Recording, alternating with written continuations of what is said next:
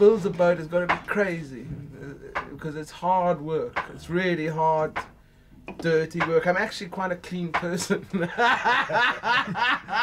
You wouldn't believe it. We started building this boat with a pile of flat steel, no knowledge. I mean, we reckoned we'd be finished in 6 months. I mean, we're 3 years down the road now just to get to this stage. Geoff had fought in South Africa's dirty war in Angola. He had fought against the police in the darkest days of apartheid. And now he was going to take on the Americans and break their trade embargo of Cuba. The regime in South Africa pissed me off enough to know that you can't go around smacking people into shape. And the Yanks are doing that in Cuba. I think they're wrong. It's like some big boy hitting a small boy. Not on, you know. It's a good enough reason to get involved. And we can win and we will win, and the Americans will be less for it. Geoff is also committed to green ideals. His cargo sailing boat, Low Entropy, has been built from recycled materials. He is determined to prove that sailing vessels still have a role in maritime transport. We're rediscovering the wind, if you like. The Cubans have got no fuel. The two surely combine. One hopes that the Cubans will take our green idea on board and utilize it for their own transport system. I first met Geoff while he was out spreading the word. Try again. We're on an environmental project, almost pilgrimage, if you like. Supposing he doesn't quite come off, and for some reason, I mean, do you ever think about that? There's a lot of experience and knowledge that's gone into it. I mean, it's not some fly-off-the-wall thing. And if it doesn't work, well, okay.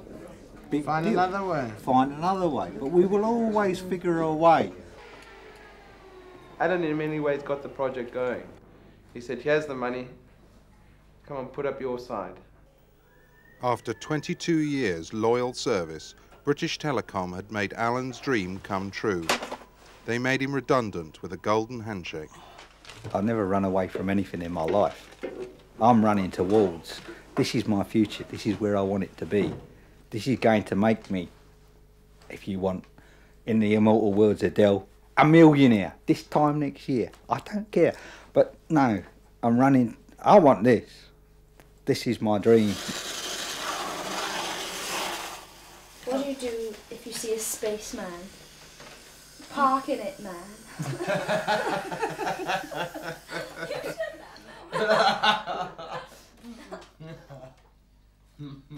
This weekend. It was great. When Geoff was living in South Africa, he was conscripted and he fought in Angola. It's left its mark on him, I think. We deserve to be annihilated as white people for what we've done to the black people in Africa. And any fascists out there, yeah, come try me, mate. We ate our breakfast off bodies. Stack a few bodies up and eat off them. It was nothing strange, if you like, but that's what a soldier means. You lose your humanity. I certainly lost my humanity. The turning point was really this prisoner that I took. He's a guy like me. He could speak about 4 languages. I battled with 2. And there was this black man who's meant to be a total animal. As a white South African, that's what you've been taught to think of blacks. I mean, I couldn't hate him enough to want to kill him. I was involved with Crossroads in South Africa. I went into the townships and I used to fight against the police. Because I was white, I had access to armaments like guns and grenades and things like that, so I could fight them. And I did. Crossing that line was a very frightening time in my life. The state, which had always supported me, was now against me. If he sees something as an injustice, I think he's always wanted to be involved in protesting against that injustice, and going to Cuba is important. And I think in a lot of ways Cuba has made massive strides forward since the revolution, and I think it's important that people are supporting that. The romance of the project drew other idealists down to Portishead Dock. James is a former pupil of Bristol Cathedral School. In the past I've tried to be very pure, living on a hill in Spain and just doing yoga and eating vegetables, and that didn't really work, and I've tried taking heroin for 9 months and became a heroin addict for something, choosing something that took me to such a beautiful place when I first took it, to ending up making me someone who was begging on the streets, living in a caravan, and an experience that's wonderful to have and to still be alive from. Bruce is looking for adventure. He had been working as a ski instructor and joined the boat after a chance meeting with Alan in the pub. None of us have been paid. We have a certain budget which goes towards food and other things that we need on the boat. We get fed when we're here, and we get somewhere to sleep, which is on board, and that's all really. Sometimes we get a pack of beer thrown in at the end of the week.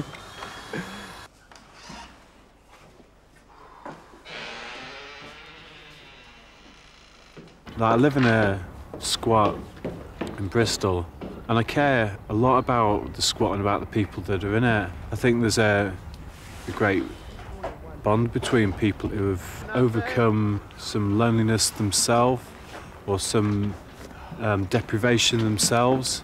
I found something pretty special there. Part of the crew's problem is England hasn't wanted them. They're people who've looked for jobs and have offered their energy and their skills, and they're constantly being turned down. So I think part of the joy of it is they're achieving something, they're working, they're going for something that they haven't had the opportunity to do in England or Wales. Even Mike, a qualified marine engineer, couldn't find work. When I was younger, well, through most of my life, I always thought that something more interesting would come along than whatever I was doing at the time. And this is the most interesting thing that's ever come along so far.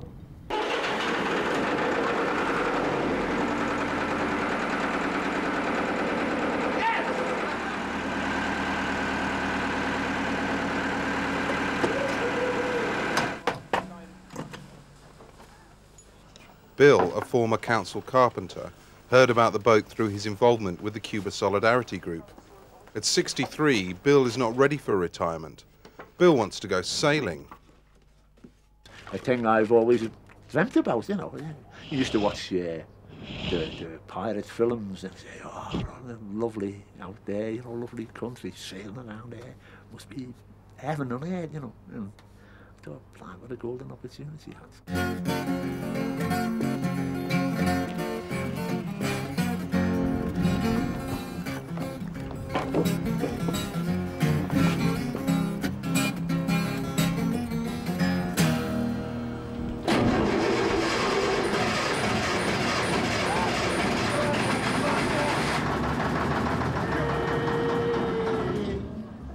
Well, it started there, you know. It goes round and round, but not for very long. I think what it's doing is it fires up and starts, and then it starts to draw air in. Yeah. These leaks. Well, then you're going to have to fix that pipe first, and then go get some more diesel. Yeah. All right, well, if you get on with that, we'll get on with the mast. They've bent the bloody mast simply by over-tightening the rigging because they don't really know what they're doing. And this is going to cost an extra day in fixing it. I'm just chicken with masts, so it's not the sort of thing you want to take a chance with, really.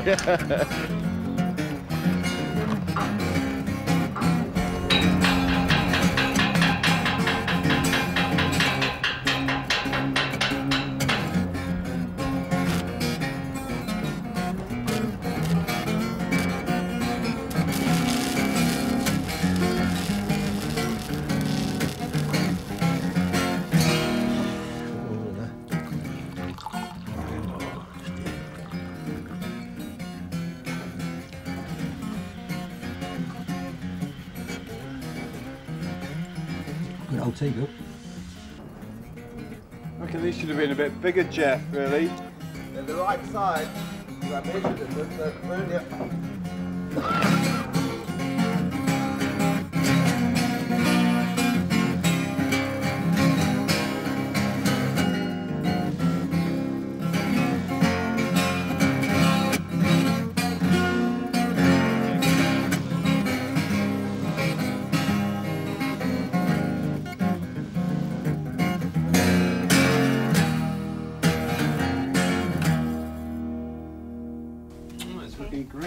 really is looking great, absolutely fantastic. They were putting up the sails there, or at least one of the sails, that it was a madcap scheme that really wasn't going to happen. You looked at them and you thought, they'll never put a boat together. Just muck about there in the harbour, the thing isn't going to sail out of the dock, let alone across the Atlantic. But now the reality is they're going. In a couple of weeks, I think it is, they're going. So I want him to have his warm clothing. I feel better about that. He's not going to go skidding around on the deck. But it's only very recent, it's probably since Monday, that I felt that we're actually getting this boat ready for sea now. We always knew it was going to be hard at this stage, and we've got credit cards ready. Although money is tight, it is tight as to what we have. We've got enough, we can always raise the money to go sailing. I keep having leaving parties. Keep meeting people and they say, oh, well, I'll never see you again, Bruce. So might as well go to the pub and have a few beers. I said, oh, okay then. Rave it up for the night. And then I'll still see them in 2 months' time, and it's so embarrassing, but never mind, we'll just go out again another time.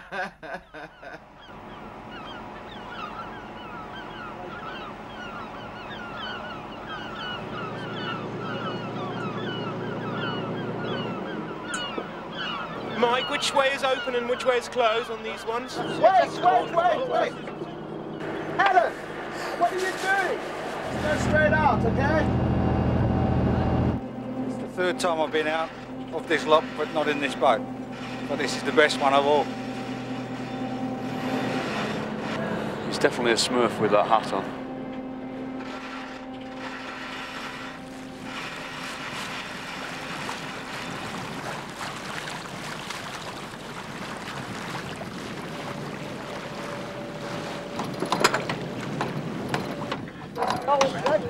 Okay, ready about? Yeah.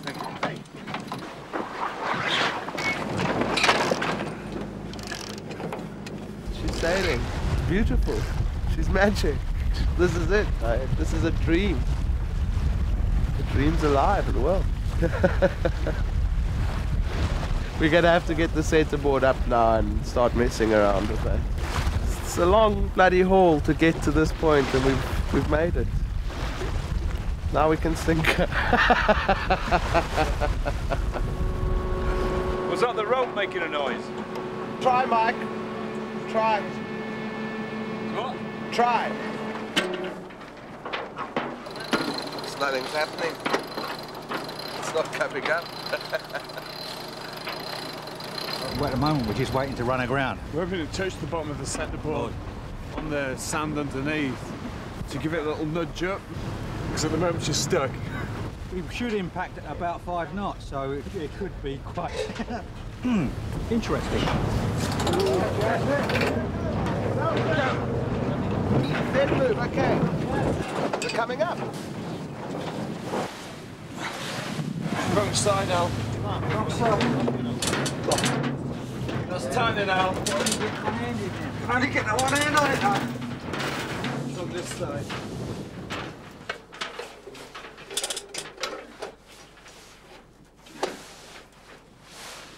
The centerboard has moved, but unfortunately in the process we overdid it on the hydraulics and now we've broken the belts. Most unfortunate. Apart from getting stuck on a sandbank, the day had been a success. The boat then headed into the gratings in Bristol Harbour.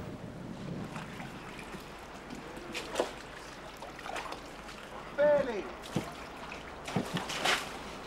So you're dead in line with the center fairly. We're stuffed. We've worked so damn hard. I don't think if you paid people £1,000 a day, they would work this hard. It's just amazing. That's all I can say. I am amazed. I feel very privileged that people are prepared to help me and Alan like this, you know, and give it their all. I think it's bloody marvellous. You know that. Simply the spirit of the boat. Got to look on the positive side. I mean, we've come a bloody long way since Monday.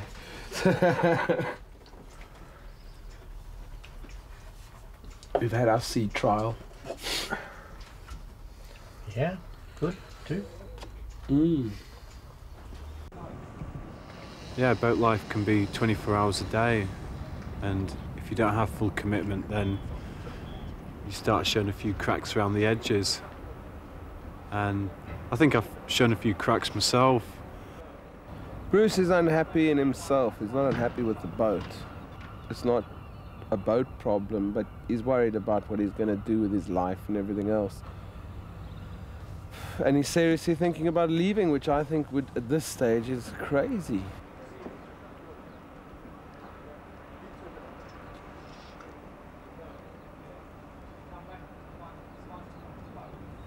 With boating, everyone is disposable.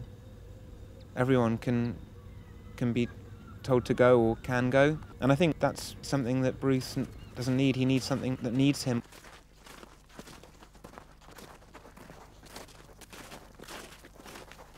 Fortunately, Bruce has decided to stay, but the bad weather and repeated delays are now taking their toll on the rest of the crew. We're just all unconscious, really. We're all just, you know, trying to get this thing done, whatever it takes. However, at the end of the day, we're kind of making this boat, and does it really matter what we do to each other anyway, as long as we kind of feed each other and, you know, make sure each other are warm and make sure each other have a beer once or twice a week. Finally, the boat is ready to be loaded with its cargo of 20 tons of Cuban aid. Cuba solidarity groups from all over Britain have donated books and clothes, food and medical supplies, toys and stationery for schools, even hospital beds. The Cubans, through Javier Dominguez, who's the person who organizes aid from Britain for Cuba, has come down to the boat and he's promised a really good time when we get to Cuba. And yeah, we've had direct contact with the Cubans and we're really looking forward to going there. It's taken Jeff 4 years to get to this point, but at last he's ready to go.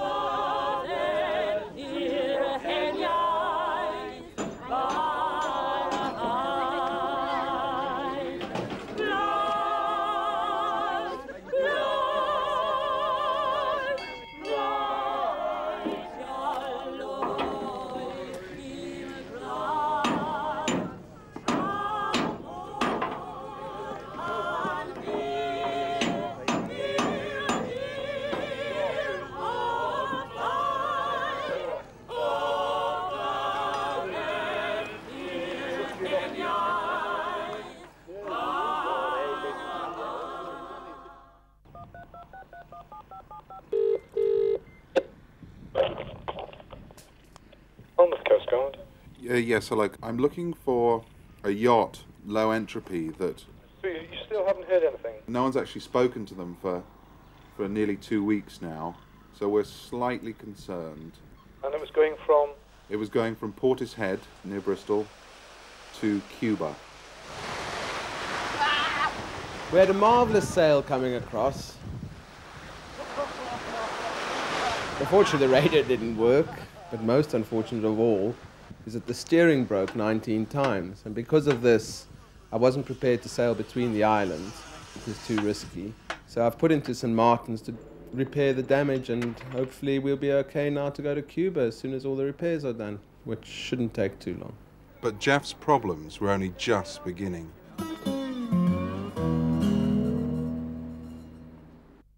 Good morning, cruisers. Whether you're on a motor yacht or a sailing yacht, welcome to the St. Martin Radio Net. Jeff can't fix the steering and asked me to fly out with spare parts. He is not a happy man.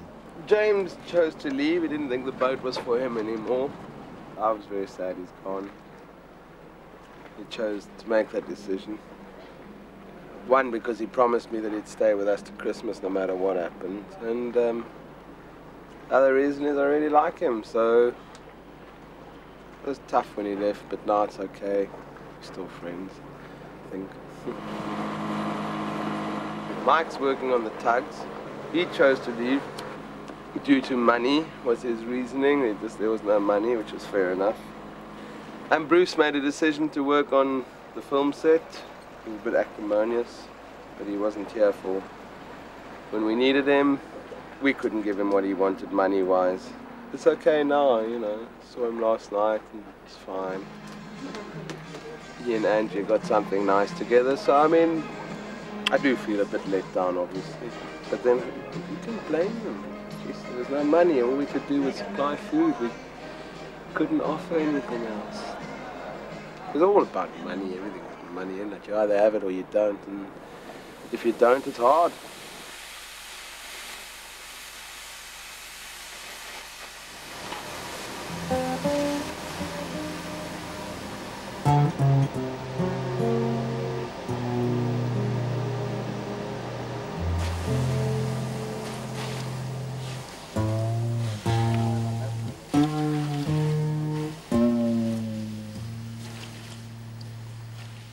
Alan lied to us and said that he had no more money, and yet he can provide himself with alcohol every single night, and yet he never provided any of us with shoes or any equipment, any clothes to keep us warm, to keep us going. Nothing like that, nothing at Christmas, nothing on a birthday, no birthday card even on my birthday, and I felt exploited through that, and so I had to go alone, and that's what I've done, and I'm not in any better position really. I'm just by myself again, and so I've got some clarity.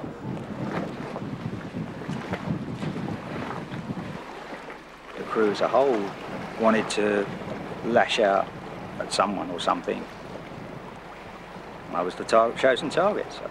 But understand why you can't live that close without something majorly erupting. A lot of people gave their effort for nothing because they believed in the issues that were involved, and that has gone by the wayside. Why? I don't know why. Well, it's all gone by the wayside, and I'm not involved anymore. The bigger issues have disappeared, they've evaporated. Everyone's so desperate for fucking cash now, they've all gone.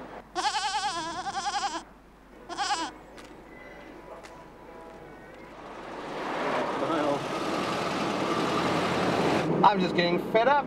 But in moments like this, a weak moment, I'd be quite happy at this stage right now to work in a factory or drive a little van around Wales, just eking out a living. Just sick of running around like a headless chicken. I just want to be back with my family, my wife, and the people I love. But then life ain't as simple as that.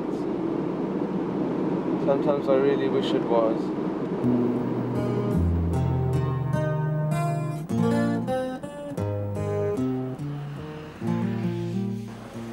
I think Jeff's a great man.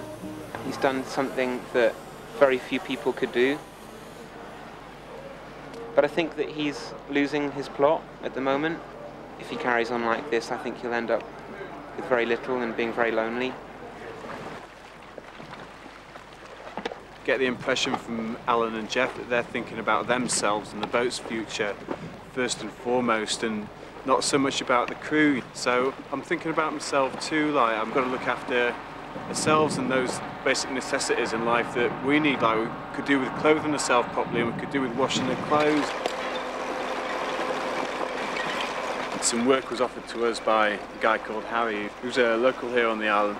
It was pretty interesting work really. It was still connected with working in the water, some pile driving work, making a new pier, and thank goodness we got offered this work really. Good for us and our morale to know that we can get by okay independently, and that for somebody to say, you know, well, fucking thanks for your week's work, you know, like, and here's something for it.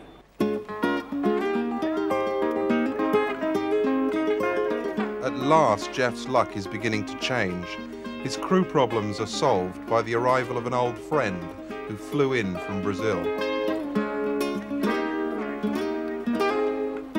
My name is Ian Robin Thompson. I'm from South Africa, and that is exactly where I met Jeff. Jeff was in the same school as myself, in the same year, and we sailed together as lighties, as we say there. I was demitted from my job, I was fired. And at the same time I got hold of Jeff, and he invited me to come and join the crew, which is an opportunity I jumped at. Because I think that this project is something that really could take off. I am full of optimism, and I hope it really goes well. I'm going to give it my best. Hey ho, let's go! So what have you done there? What we just done, Arthur and I, and it ain't Scargy this time, it's Arthur, right? Scottish Arthur. Assisted by the beautiful tug. Aye, by the tug. We've just put the steering ram back together again. And it's necessary because we replaced the seals in the steering system. And now this is our main steering ram, and we can go sailing now. Up and away! Jolly good. Very heavy, can't keep carrying it. Got to go to the dinghy. Bye. We have the technology.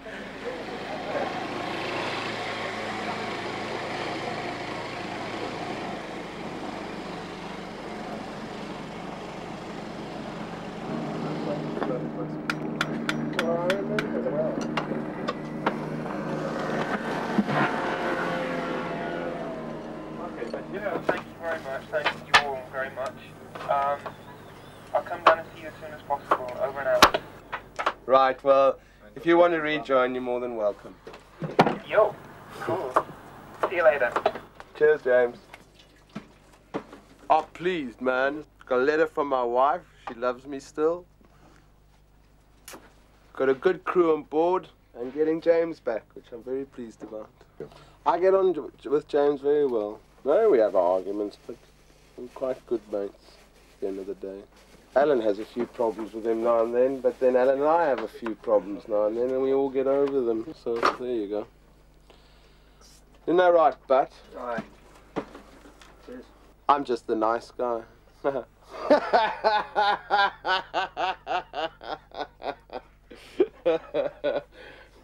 Whoops, I gotta duck. This bottle's going my way.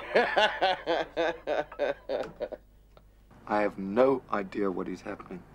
Absolutely none at all. Hello, Jeff! When I left the boat, I put a lot of blame onto Jeff and to Alan, and I've realised that that wasn't really fair, that there was no need for any blame. I had this dream of just there'd been something left undone for me with low entropy, and I knew that I wanted to come back and sail on this boat and take it to Cuba.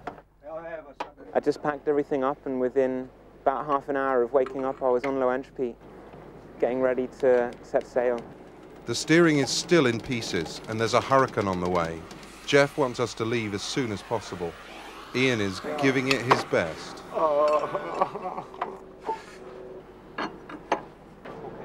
Jesus Christ. Fuck, Mike's here. He used to go up with Rob, actually. I hear James is back. Yes, you're right. Self-steering's not working. Not working? It'll give you something to do on the trip. No, they won't be for mine. Anyway, I'm off. Mike and Bruce have decided to stay in St Martin's. I've been press gang to make up the crew. All right, go! We're leaving St Martin's in a hurry. Just coming out now. The rudder is untested, the radio is broken, and there's a hurricane over Cuba. We must be mad. She's out. If it makes it all the way to Cuba, it'll be a real miracle. Why do you think it'll be a miracle? There's probably more rust in that boat than there is anything else.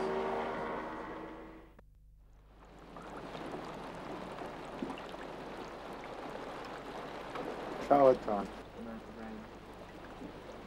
Right, we're now going to put you up a cruising chute. Yeah, we're going, we're going, we're going, we're going.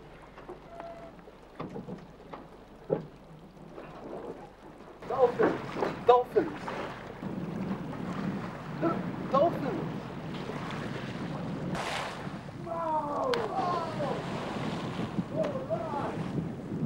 That's life. That's the best thing about sailing. We're still here. There's St Martin's. Been in it for, what, 18 hours? We're still in the same place. You're the only meat product in the banal. There's no wind in the Caribbean, there's no wind in the Caribbean. Took it all away and gave it away so the tourists could come and have a good place. Now we're moving forward, but we're going backwards. Is there any Irishman on this boat? Old Man River, he just keep rolling. He just keep rolling along.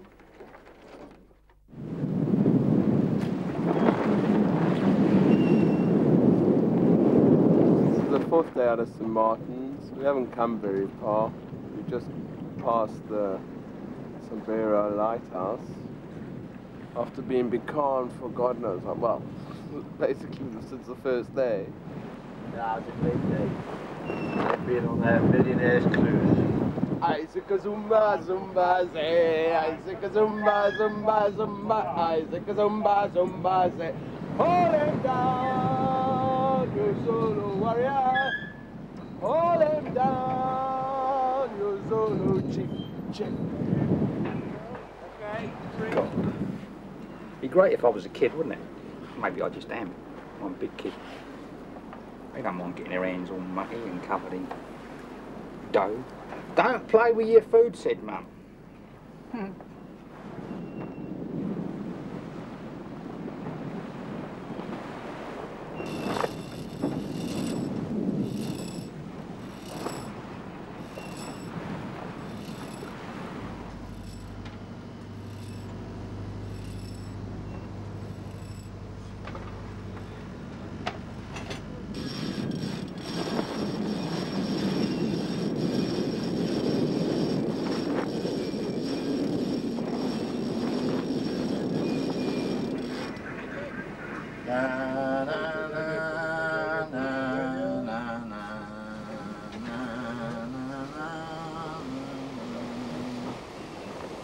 My advice to anyone, if it's worth anything, is follow your dreams, because everything else comes right with it.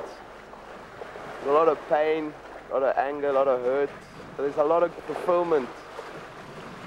And I believe Kay and I will be happier for it all. And I think she's always known that. I didn't. I'm the frightened one.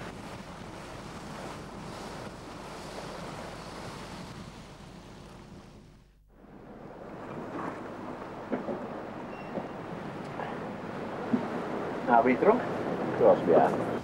Havana, Cuba. Jeffrey puts on his veil. Oh yes, I'll wear a veil even. Get that whiskey out. Come on, let's have a party. This is Jeffrey's veil. Which he's going to be wearing at the party I've tonight. just started, yeah, we're going to have a party. We're going to have a party.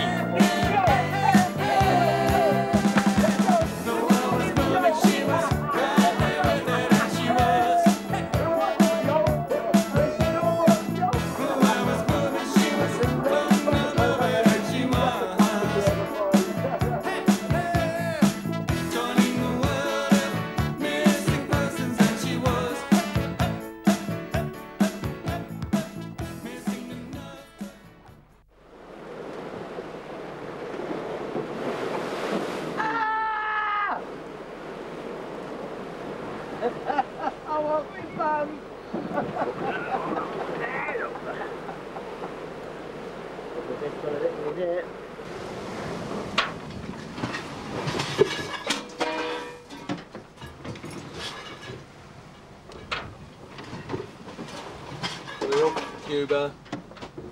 We're going quite well. We've got big seas. As you can hear, we've been rocked around a bit. Look at this. Look at this. Look at this. Whoa. Go, baby, go. Whoa. Havana, here she comes.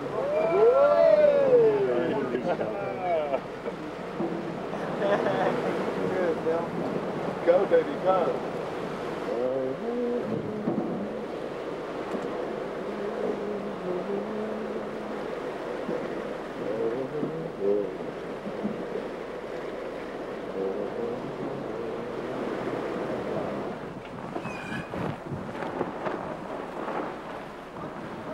quasi sigalele Africa, quasi sigalela. Viva Fidel, viva! Viva Nelson Mandela, viva!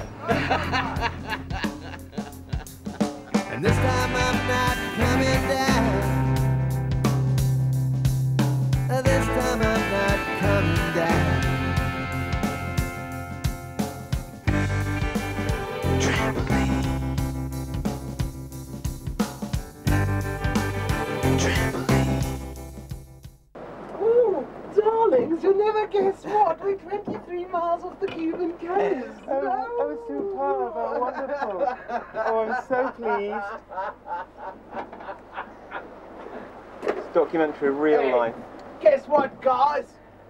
23 miles off the Cuban coast. Jeff, yes, Si. Yes. Give me 5.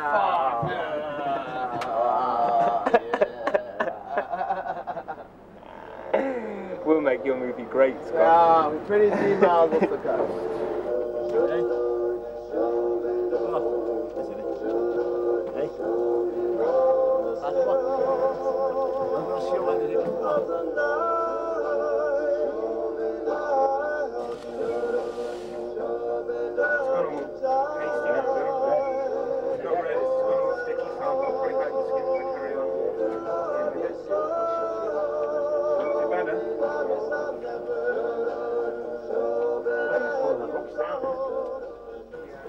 I just don't think that life is worth living unless you're prepared to go to the edge. And I'm prepared to go through all the catastrophes, all the ups and all the downs, and I'm only ever going to find those ups if I'm prepared to go through the catastrophes and the explosions. And I love it, I love it, I love it, and I hate it, and it's all everything. Okay, welcome Marina Hemingway. Marina Hemingway, we've also got a request. We need to contact ICAP, which is an organization which we're bringing a lot of aid for Cuba, over. You have to call with the custom for that, over. Thank you very much, Marina Hemingway. This is Low Entropy out. After 2 weeks at sea, we are just off the coast of Havana. She's topped up, oil pressure's good, and the temperature's right now. No smoke. No, you'll have to go down, I need more ribs. I've been sucked in here. Come on, fuck. Go down, quick. We've got to go on the fucking reef. Fuck. Alan! Alan! We've got problems with the accelerator, the thing's fucked. I want more revs! More revs! I want more revs! Okay, that's enough. Okay, slow down. Okay. More revs. No, that's okay. That's okay. All right.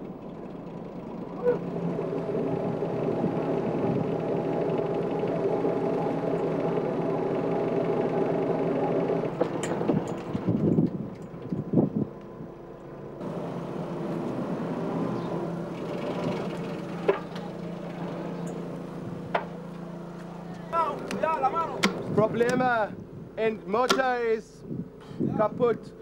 Get that line tight. That was a frightening experience. Well done, everyone. Crazy. We ran out of diesel at the right time.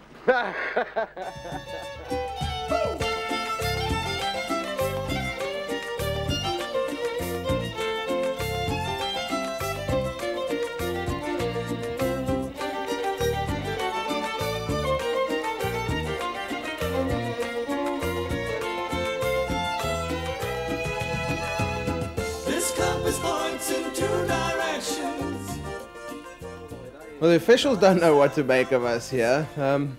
Hopefully our friend Javier from ICAP, who we met in Bristol, is a big man around here, and he should be able to sort this all out for us. Your trip is a proof of the strength of your will and also of the strength of the friendship towards the Cuban people. And I hope the man from the TV will let the people of Britain know about that. It's wonderful to be here, to be with these people who are pushing forward the values that we want. You know, I mean, rightly or wrongly, this is what we believe, and they're doing it. And viva Cuba. Lads, this is the end of low entropy beer. I like to make a toast. First of all, to Alan. Hoppa! Viva! Viva! He's worked bloody hard. And he's got a lot of shit. But we've made it. Yeah, to Cuba. Cheers. Yeah. And this is our goal. We have wonderful friends here. And cheers to you all. Viva Cuba. Viva! Viva! Viva! Viva! Salud!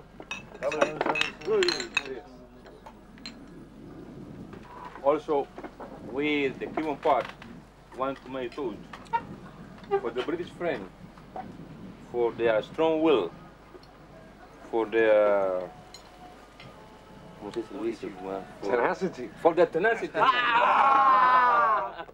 Their tenacity, and for being so good friends of Cuba. So for us, it's a great thing to have you here, and we want you to stay here. We'll be very happy and not as hard as your trip was. Yeah! Viva! Viva! A great chance in Cuba! Viva Cuba! Viva! The hombre of the pueblo! Ah! Just like this. We had a great time in Marina, Hemingway, but we're not allowed to unload there simply because it's a tourist resort and they won't have it. And the Cubans have asked us to go to the port of Havana to unload, and I don't know when the last time a boat sailed into the port of Havana, but I'm very, very chuffed that we are sailing in. Okay, that's fine. Drop it. Okay. Go. Get it out of my sight, please, as quickly as possible. After a journey of over 6,000 miles, Low Entropy finally reaches her destination.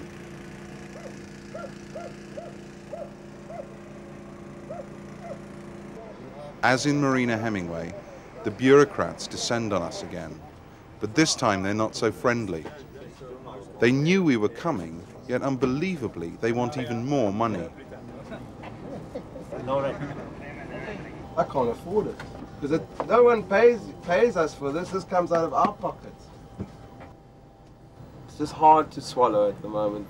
This demand for money all the time, for doing these people a favor. So we see what happens. I'm sure there'll be some sort of reaction.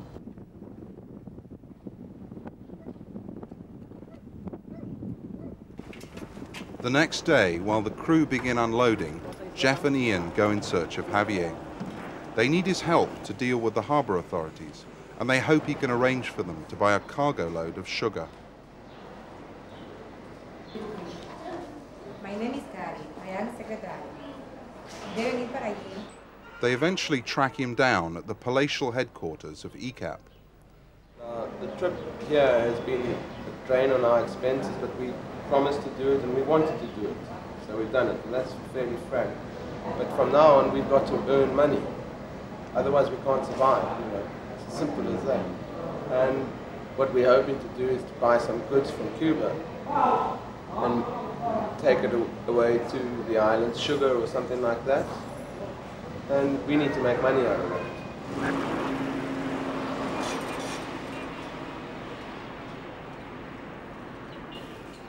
There's some pretty weird things going on here.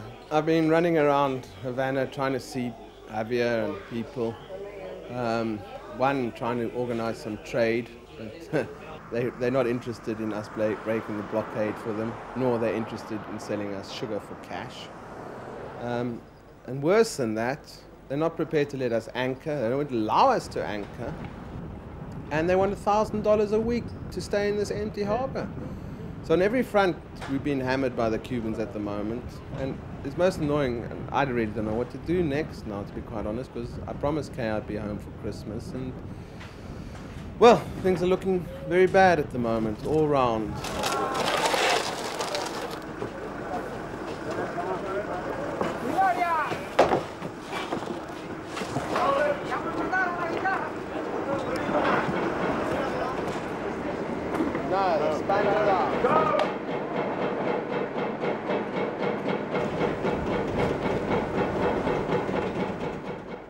everybody on the boat is very, very confused because we've been unloading for a while and we still don't see any official change taking place. Every time we bring up a question of, you know, is it possible for us to be able to lay the boat up here for a month, we get completely vague answers. So the guys have been getting a bit down.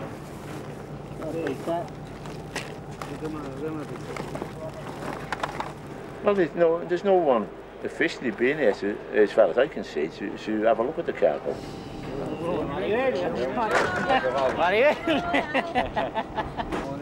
It feels a bit shit to be a sucker, but then on the other hand, if it's not good enough, it's not good enough.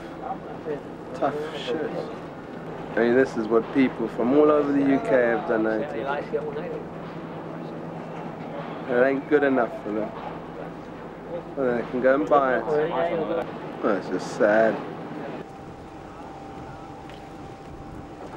The bureaucrats, the people who have the big names and are at the big tops, these so-called communists, these are the people that have caused the problem. These are the people that haven't been welcoming, because it's not a country run by the people, it's a country run by a few names that are good talkers like Fidel Castro and people who want to just make their names big and get themselves up the social ladder. Those are the people that haven't welcomed us. Is there any chance of a mooring, Senor Gomez? No, do not. Not do not. Could be found. There you have it.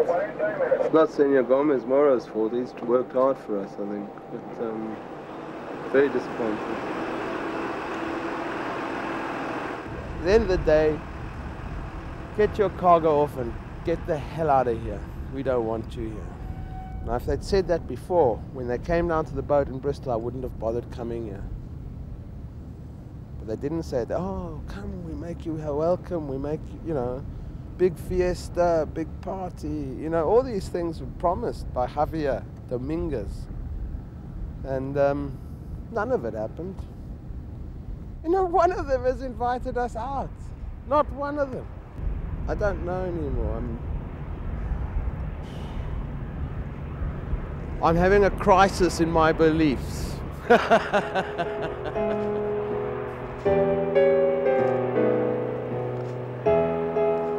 been wonderful to have lived a fantasy of making a boat and then taking aid to some place called Cuba, which is communist or dictated or whatever it is, but such a wonderful country.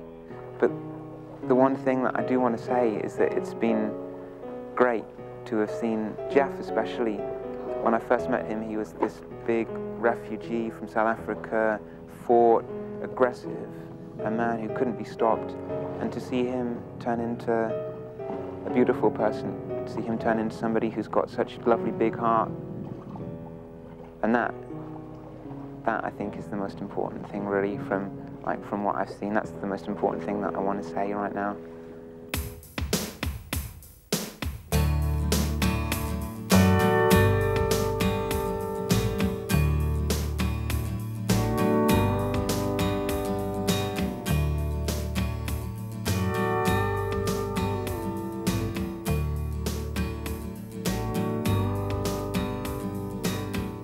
I always hoped that I would never live to see a day you couldn't find a way to keep outliving me. I fear I live forever. Now there's nothing left to lose. I held your breath, but I don't know how to give it back.